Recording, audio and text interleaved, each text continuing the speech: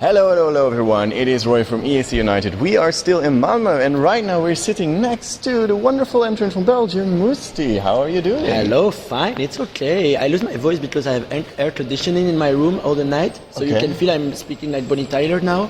But hopefully the performance is not tomorrow, so yes, I'm still safe for now. But will you be okay for the performance? I put some kind of big paper on the conditioning thing, so I don't have the air movement. Okay. But it has to be okay. No, I will do everything for that. But I have steam, inhale some steam, drink a lot of water. Mm-hmm. Yeah. But it's just I woke up like this and I was like, oh my God, not here, please. It's gonna be very bad timing. Yeah. How have the rehearsals been? Because we've seen a few clips here and there. How's it feeling for you? The first one, to be honest, I was a bit depressed just after because there was so many adjustments to make in terms of camera, lights. But I think I talked with a lot of artists from other delegation and they told me it's the same for everyone. After the first one, you can't be happy. It's normal because there's still a lot of work. But the second one yesterday, I was a bit more, I can feel that they took our adjustment notes and remarks and stuff. And it was way much better in terms of direction, mise en scène, camera, lights and stuff. Mm-hmm. So I was a bit more happy. We still had some adjustment to make, but it's going to the right direction for me. We removed the stuff I didn't like, but it's an interesting process, but also it's weird because you don't have 100% control of it, and it's normal. You have to let it go on some stuff, but it's a Eurovision production, so it's a discussion and conversation between them and our team, and try to create the best thing possible. Now, is that also difficult because you obviously speak different languages between each other? Does that create like a barrier? No, but that's a good thing because Bjorn Tagmos, he directed my video clip, and he's also the director of the performance in a way. And he's half Belgian and Swedish.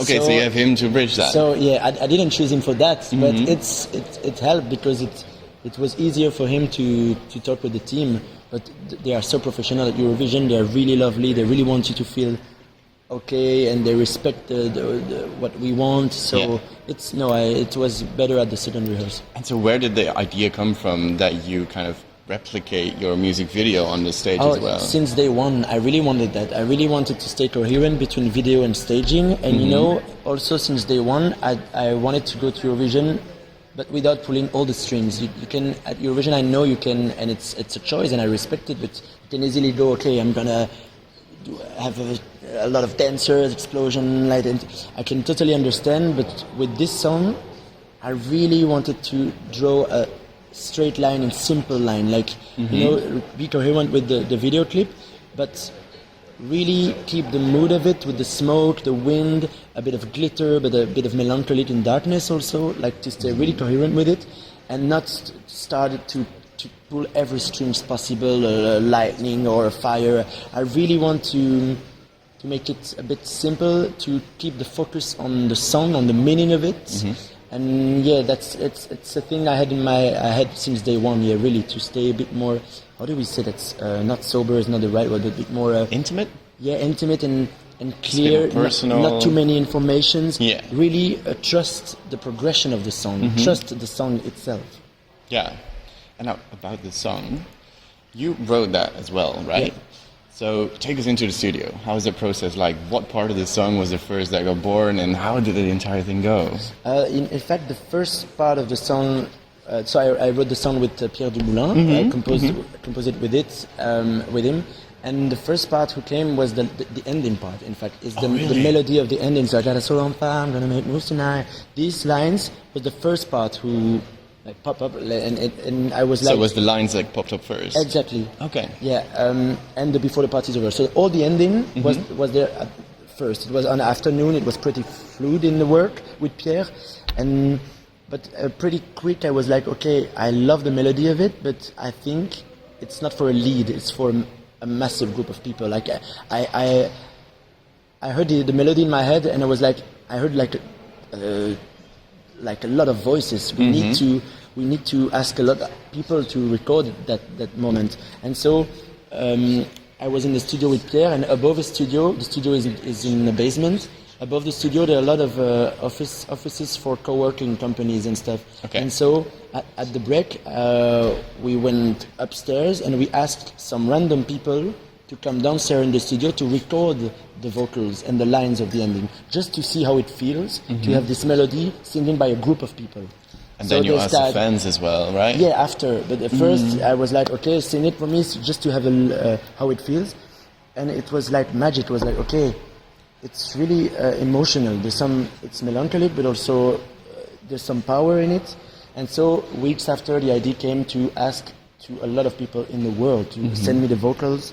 And for me, it was the right song to do that. And we took the slogan of Eurovision, United by Music, literally, in fact.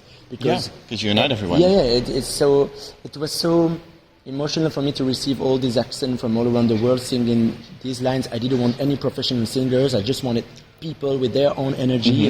And it's a bit messy, but I like that. It's a bit chaotic, but it's cool. And it's beautiful because it's the most positive part of the song. It's the part about resilience. The first part is more sad, like how life can be tough and difficult sometimes. But the last part is like a release. You know, it's you have to let it go, and it's also the urgency feeling. You know, the urgency to live, like live your life to the fullest, and to hear all these voices singing these lines for me, it was so emotional. And I think Eurovision is the right place to do that kind of stuff. Yeah, it's really cool that you got all of those people involved. Like, I didn't submit myself, but You had to. Why did you didn't? I was gonna be too shy for it probably. No, but it's, I received a lot. For example, I had like a class full of children. I received that a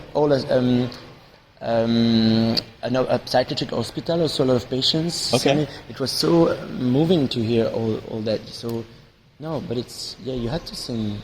You still sorry. can send me something if you want. Okay, I'll think about it. I don't think I could, but okay. Do you want to sing now? No. No, I don't. So, what are things that inspire you? Because this seems like a very big undertaking. What are like things or people or places that really inspire you and make these choices? Well, I had two big inspirations for the mood of the song. In fact, also the idea of the big ending with the choir from people, not singers, but people. There's a song of David Bowie called "Memory of a Free Festival," and at the end of the song, it's only friends and family of Bowie who recorded the last part. And I like this chaotic feeling. You know, they sing like out loud, like with their hearts. It's a bit chaotic, but I really wanted to do same kind of stuff. Not the same kind of stuff, but what I mean by that is not to make a professional choir, but to have like random voices, like Some unprofessional, chaos. to just have the energy. And the other inspiration was a play from Anton Chekhov called The Three Sisters. And at the end of the play, there's one of the three sisters is describing. She has like a monologue when she's saying that life can be hard sometimes. We don't understand everything about life, but at the end of the quote, she's saying, "We must live, we must live, we must live." That's where the power came from. Yeah, it's about resilience. You know, we know that we have some struggle, but despite all that, we must live. Like, we know we have no choice, and so live to the fullest. Be yourself. Like, that's why I'm repeating 8 times before the party's over at the end of the song to remind the feeling of urgency. It's on purpose with the meaning of the song. I know some people are like, it's too repetitive, but yes, but on purpose. Because it's like a warning, urgency warning. Okay, before the party is over, you have to live now.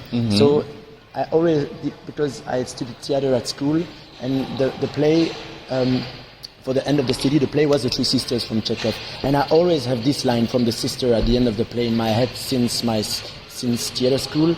We must live, we must live. And I really wanted to put that kind of feeling in the song. So the contrast between melancholy, but also this call for life, a note to life. Yeah, so have you been able to live the Eurovision life to the fullest so far? That's maybe it's the hardest part, because there's a lot, everything goes It's so very hectic. quickly, it's many informations everywhere, so the hardest part is to live like the moment and to enjoy everything, because it's been so quick, and and you have a lot of pressure. So that's really what I want to do, and I want to make for the next few days, and for the performance I really want to live it in a process of joy and really feel the moment, and not to overthink things. That's the main goal. Yeah, to enjoy a bit more because it's so huge. It's a big machine and with a lot of info. So it's the hardest part to really live in the moment. And do you also have like time to really relax? Because I think that's also quite important, right, for Yeah. Eurovision performance. I think you need to create your own bubble sometimes, and that's why we have to say no to something. I think it's important for mental health also. So yes, I had some times, but now it's gonna. I think it's gonna be quick. I think my semi-final is really soon, so it will be intense and more intense every day. So, but it's part of the game. I'm not complaining. Now let's go. Have you had some artists that you've recently listened to outside of Eurovision that like inspire you, calm you down, or A lot give of you artists. comfort? But Bowie is an artist I listen to every day. Okay. But people like Florence and the Machine, for example, to give okay. me like a bit epicness and it makes me want to go on stage. This kind of voice. But there's a lot. Like Madonna is like iconic for me. She's like Just like warming up your dance Yeah, moves for before example, getting. yeah. Nice. I just lost my question, but that's No okay. problem. All right. You're also on Drag Race Belgique. How did you get into that, and how is that like? I'm a big fan of the show, like of Drag Race, since a long time, and I'm also a big fan of the drag world, like the drag scene in Brussels. I'm going to all the cabaret in Brussels since like a few years. I'm really inspired by the work of the drag queens and the drag creatures, the drag kings, all these artists, because when they're on stage, you can really feel this feeling of urgency. They are giving messages. It's not only about glitter and show and colors. They really have something to say. You feel the urgency to be on stage to tell their messages.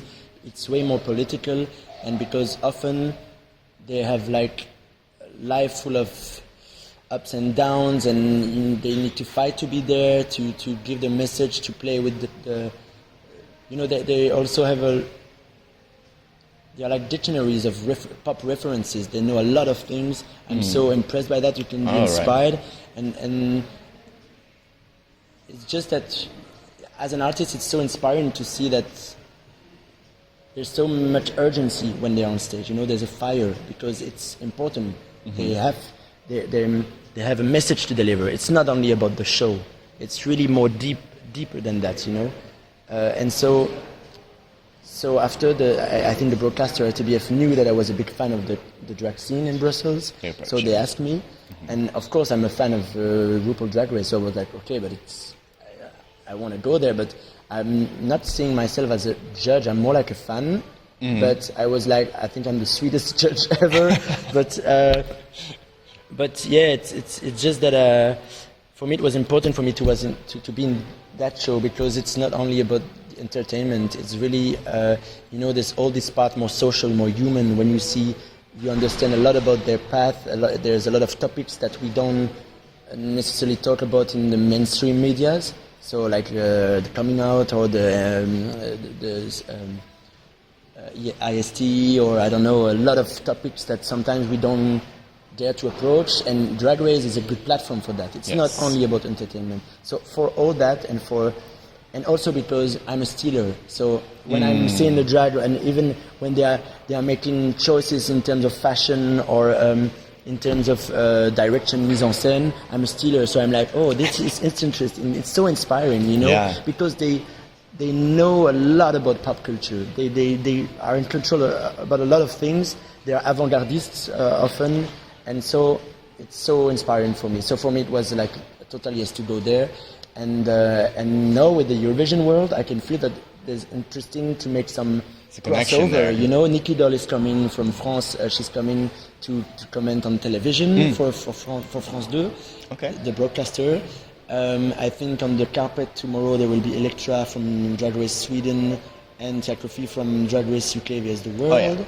So there's a lot of crossover. I think it's not surprising. It's not surprising. But it seems like you're really into passion from people, and like it makes sense in the connection. How Yeah. passionate you also talk about this. Yeah, but for me it's like so. It's so inspiring, and I'm happy because all the World of Wonder production, the RuPaul production, they're really supportive with me. They share the news when I was announced for Eurovision, so it's a nice platform, and I'm really proud to be part of this platform because. Yeah, but I'm a fanboy first, before being a judge, you know. And it's always funny because I have a lot of drag queens friends in Brussels now, and now I always tell them it's your turn to judge me. Let's go, you can have fun now, you know. I should have really put on something different than today. Like, did a bit more effort for No, but it. look at me. I'm not so. Today I'm like a bit. It fits you comfy, though, I actually. think. Thank you. Yes. Do you have one more final thing to say to our audience and your fans from our platform, maybe? I would say you got a soul on fire. You're gonna raise roof tonight. And vote for Belgium. 12 points, please. Thank you very, very much for this interview, and good luck. Thank you. Thank you.